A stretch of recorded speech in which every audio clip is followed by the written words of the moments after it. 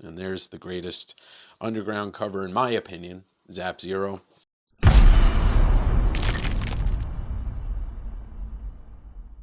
Welcome back to the West Coast Davengers.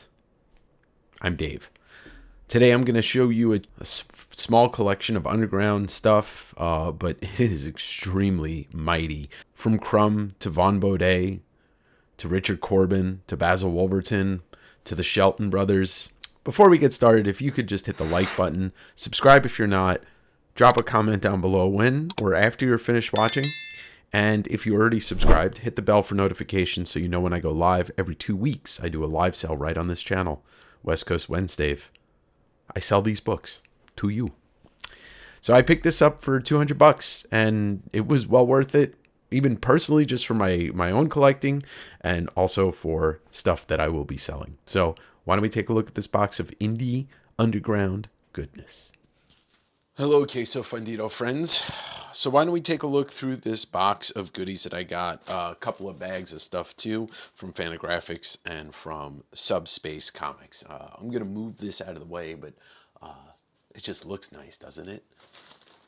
Right? Isn't that kind of little color strips and all that stuff? Anyway,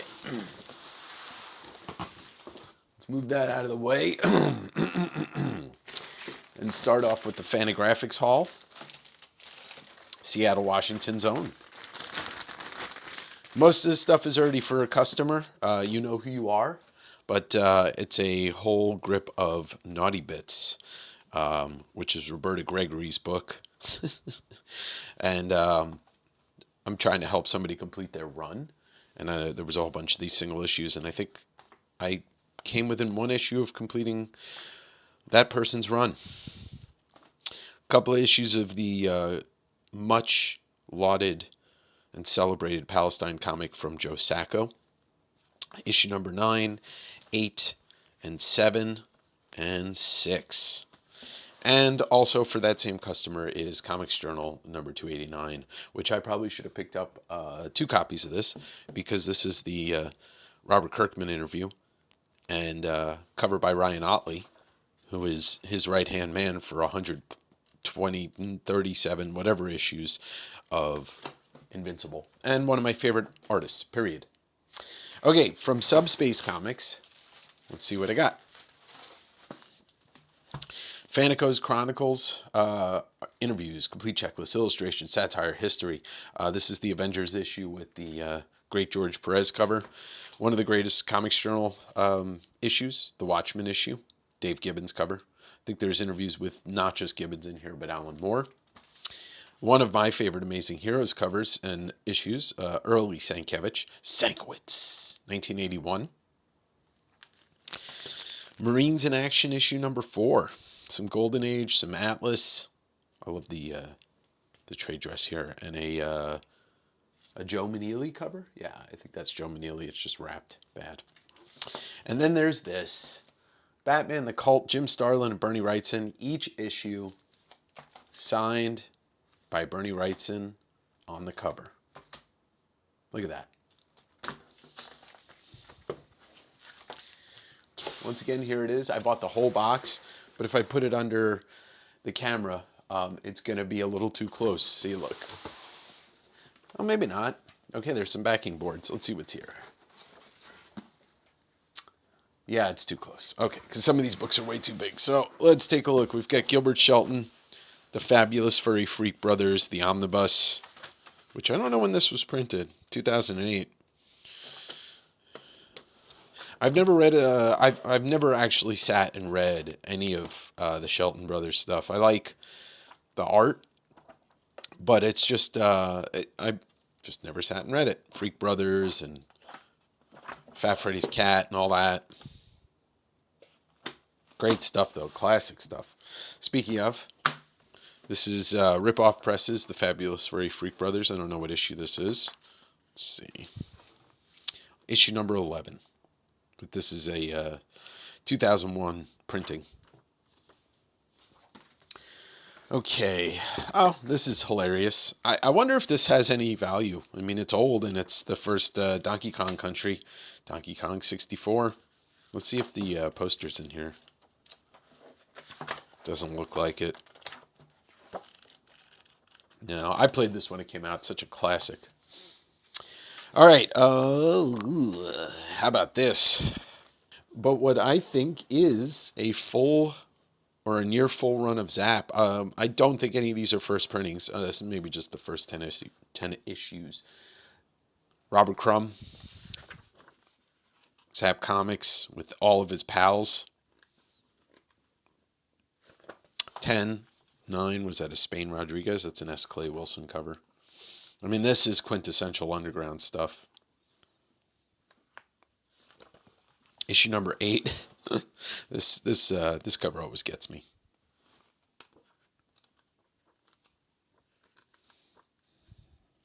There's a Spain Rodriguez story, and that's a this should be either, I think this is a Spain cover. But yeah, not first printings, but these are actually in really good shape, so it's a lot harder to find this stuff in really good shape than it is to find the first printings, to be honest. That's something that Dennis Kitchen said recently. I think it was in an interview that he said, like, it doesn't matter the printing at certain points with the underground stuff. It's the condition, because this stuff was not meant to be collected. It was sold in head shops. It was, meant to be read and passed around to friends and shared. There's some Crumb, Mr. Natural. So finding this stuff in really good shape is, like I said, a lot harder. Zap number 4. Yep. All right. This issue is just full of vulgarness. Robert Williams back cover. If you've never seen the Crumb documentary, it's a great entry point into learning his work and kind of introducing yourself to other people's works. But Dennis Kitchen interviews, they're just full of great. He's got so much knowledge on this stuff. There's issue number 3, number 2, and I'm sure there's other guys like underground stuff. I know a very base level about, and it's always stuff I like to learn about, and how I learn is by buying collections and looking at this stuff. But there's so much history in just 5 to 10 year time period in the Bay Area, and there's the greatest underground cover in my opinion, Zap Zero. This looks to be a 7th printing, but in very good shape. Maybe one of the best copies I've ever seen of this comic. What issue is this? Is this a 9? Is that a Victor Moscoso cover? Oh, this is 13. Wow. I don't know. I have to have a copy of this. If not, I might have to keep it.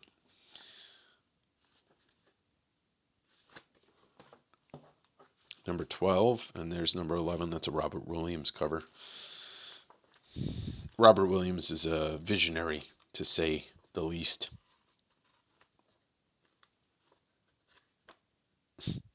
Wake up, perverts. I'm awake. Yeah. That's awesome.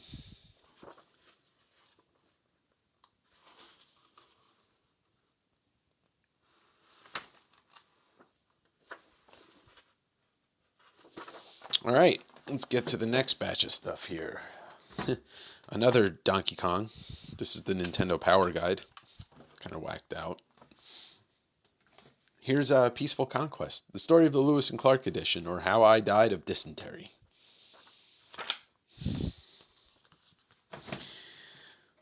Let's see what's in this pile of stuff.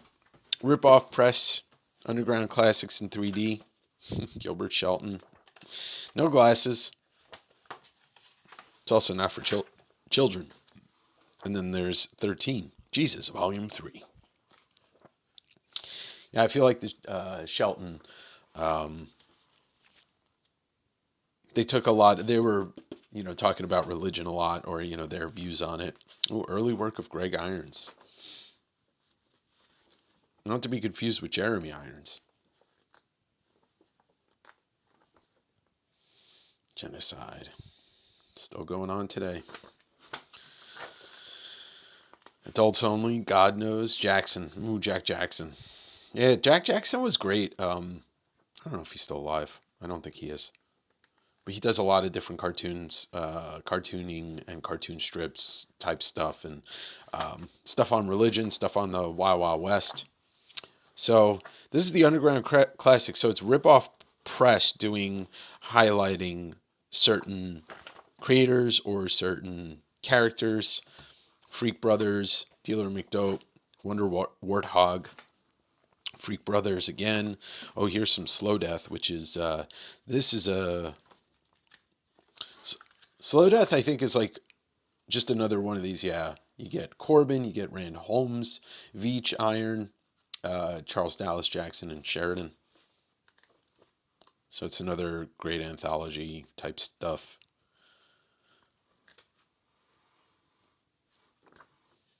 Man. Fever Dreams, some Corben here, I think.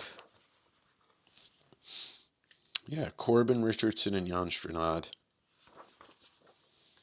Richard Corben was something else. Yeah, look at that.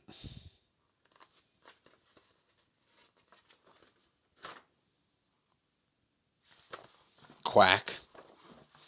2 issues. I think there's 3 issues in this. Maybe it's only 2 issue set. Funny animal stuff. Before, you know, the Turtles would make funny animals even more popular.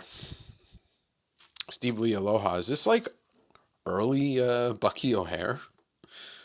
I mean, he didn't create Bucky O'Hare, Lee Aloha, but I feel like that definitely looks more like Bucky O'Hare than it doesn't. Michael T. Gilbert. And then here's some Corben, Grimwit, and Slow Death coming up behind it. There's a lot of Corben stuff in this collection, which is one of the reasons why I was totally down to buy it. Yeah, Den. And he just revolutionized color, and nobody could figure out how he did it either. He was on an island unto himself. And then Slow Death number 3. More Corben. Who else is in here? Irons, Osborne, Jackson, Wells, Sheridan. Yeah, look at Corben, though. This is Jackson, I think. We'll get right back to the video, but I want to let you know 2 things. I have a podcast called Direct Edition. It's got its own YouTube channel, as well as it's on Spotify, Amazon, and Apple, and all the streaming services. It's where I do all my interviews. Recently, you've seen people like Kelly Jones, Jim Mafood, Matt Fraction, Daniel Warren Johnson, and so many more on the channel. And if you want to help support the channel, but you're not looking to buy any comics, I have a Patreon, which includes both this channel and the podcast. You get bonus episodes of both, plus a private sale if you're interested in buying stuff every 2 months, plus a ton of other great community things that are happening over there. Link is in the description below for both of these things. Now back to the video. All right, so here is, I don't know anything about this, but there's a bunch of it in here. And I think it's going to definitely help me make a bunch of my money back. The Mercenary by V. Segreles. I don't know. It sounds French, so I'm probably pronouncing it wrong. But it's signed, numbered out of 100. It definitely feels like, it's obviously high fantasy stuff. Maybe something inspired by it, or something that inspired Dungeons and Dragons type stuff. I don't know what year this was printed. Let's see. Or originally. 1984. So yeah, this would be, I guess, after Dungeons and Dragons was invented, but it's beautiful looking. It very much reminds me of somebody that, was maybe looking at Corben stuff. Just the colors are a little mute instead of some weird, well, that's not. It's really nice stuff, but there's a bunch of this, a bunch of these hardcovers. I think that's the only signed one, but we'll find out. Because I was unfamiliar with it. Oh no, this is really beautiful. Oh, because I was unfamiliar with it, I didn't look through this stuff until just now. Look at that creature. Sure, somebody will chime in the comment section to let me know what this is, or that they love it, or whatever. Or they're like, this guy worked on Dungeons and Dragons, or I don't know. Is that Santa? Is that Zissou? Is that Steve Zissou?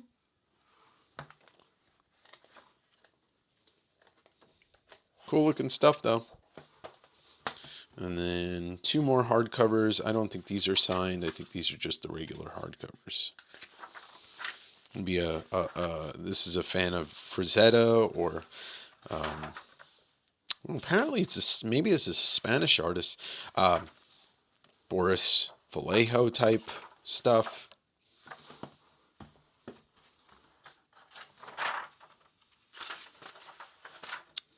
The pit, the water pit.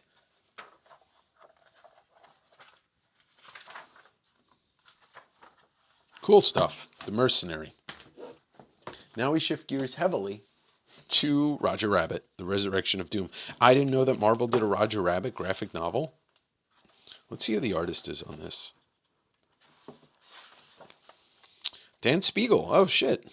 And then Toonard, Todd Kurosawa, and William Langley. I assume they maybe were involved in the movie. Interesting. I once again had no clue that this existed. Bob Hoskins' character. It's really cool that they blended both like the comic illustration with the cartoon. Pretty cool. All right, now we shift gears entirely to a little huge stack of Richard Corben's Den.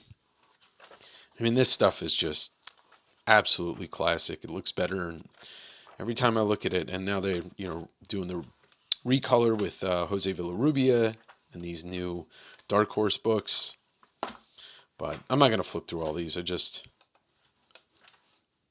thought I'd show you some. But it looks like the entire run of Den in the comic book format. I mean, look at the way he did anatomy in the human form and musculature. Incredible.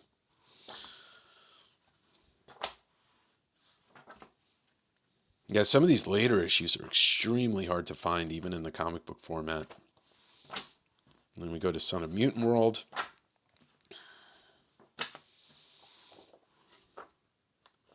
Which is in black and white. And Corben looks just as good in black and white as he does in color. It's incredible. Then we go Hellboy, Crooked Man. Just one issue of that.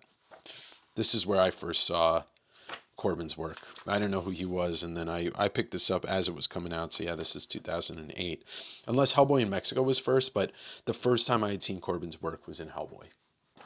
I wasn't looking at underground stuff when I was in my early 20s or mid 20s.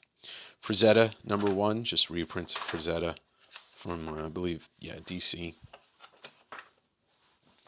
Some Dandy Don Simpson, Megaton Man, or just Megaton #7. His cartooning skills are on another planet. Thunder Bunny from Red Circle.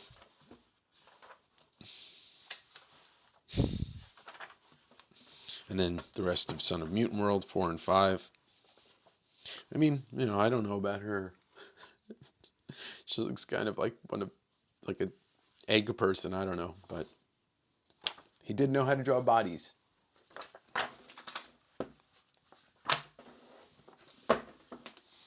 Continuing on with Corben, say a reader copy of Werewolf, right?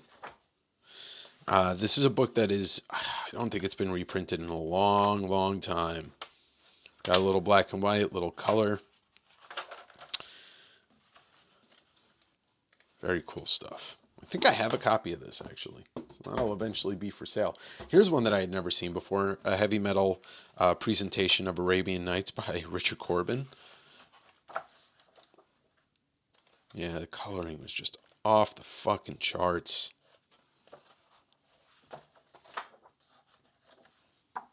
Yeah, looks like somebody taped it, because binding of these cheap-ass books is never that good anyway. Here's another some of these Corben books I've never seen before. Graphic anthology for mature readers. Death of Black Diamond. Why doesn't A24 take some of this stuff and try to make a really wild movie? This is like perfect for trying to translate into a movie that a studio that cares about what they put out.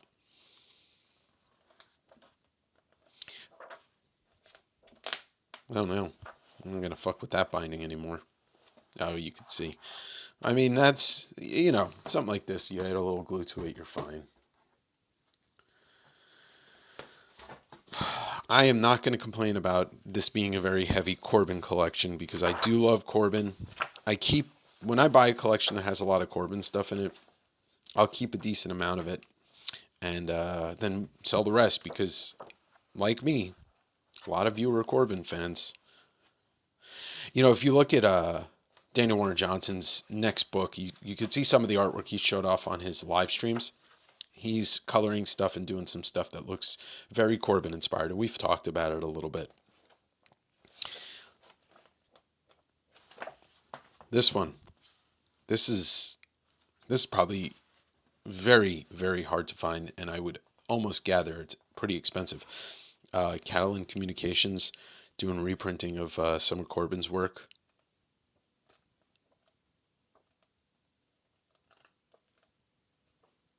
I don't want to mess with that binding.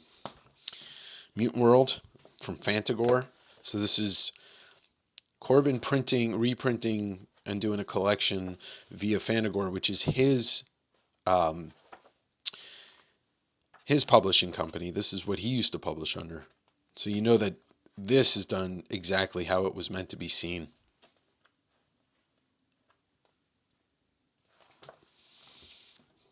Wow, another Catalan. This is Den collected.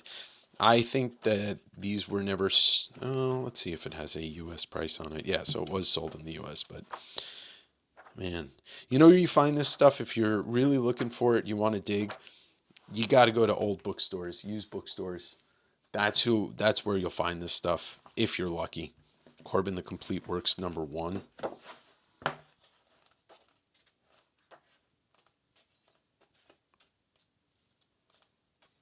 Wow.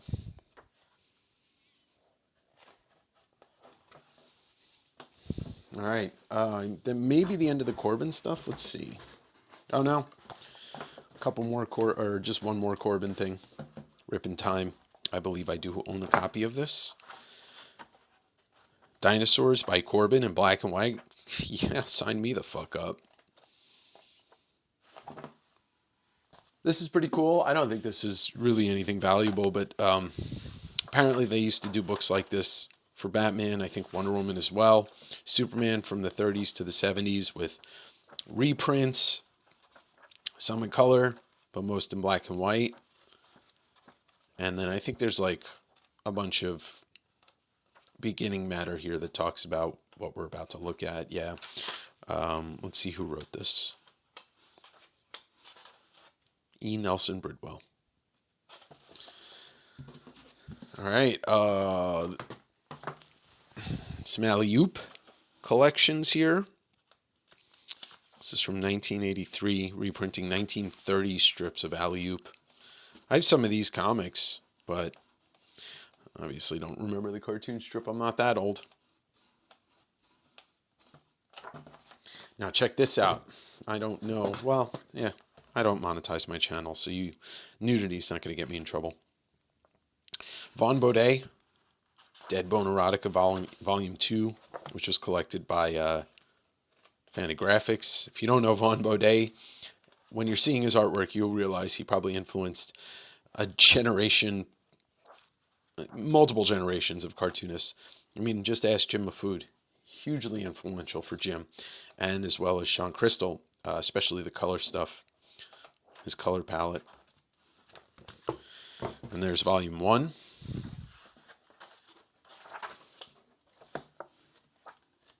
And that's all in black and white. I mean, he influenced a generation graffiti artists. And then Mark and Vaughn's son Mark and Larry Todd, Cobalt 60. Or is that 69? It looks so good. Still, it's characters, but like, it's a style that kind of came out of nowhere, I think. Yeah, it's Cobalt 60. And then two more books in this lot that I picked up. Dinotopia, which I don't really know anything about this. I mean, it's from a land A Land Before Time. I don't know if this inspired A Land Before Time. I'm not sure. It's not something I'm very familiar with. But it's beautiful artwork.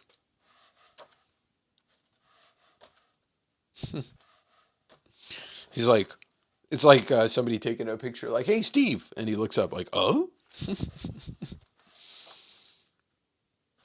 that Daniel Day-Lewis?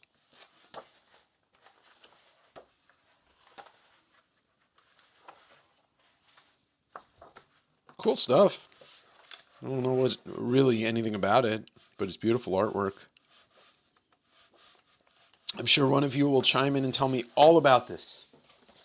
And then finally, was very excited to see that this book was in here. I do not own this book, and I've never looked through it, but The Art of Basil Wolverton from the collection of Glenn Bray, and Glenn Bray is like one of the biggest art collectors, especially of a time where people weren't really collecting art.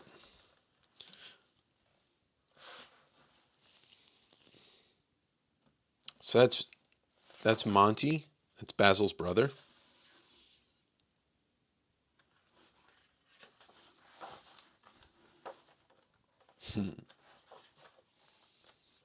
God, I'd love to see this stuff in person.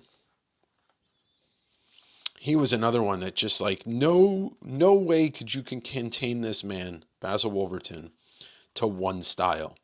I mean, his style that got popular was one thing, but you can see there's different versions of him here. Look at these, though. These are gorgeous. Yeah, this is a book I can't wait to sit down with.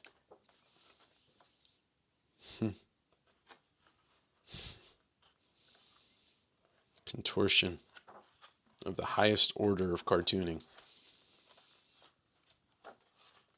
You know, in a way I can definitely see if you mix... See, look, this is not... You know, these are completely wildly different styles. If you're a fan of Ed Piskor, you can see there's a little bit of this kind of cartooning in Ed's work mixed with Crumb. Just a little bit. And maybe it's just the way that the marks he makes, Wolverton.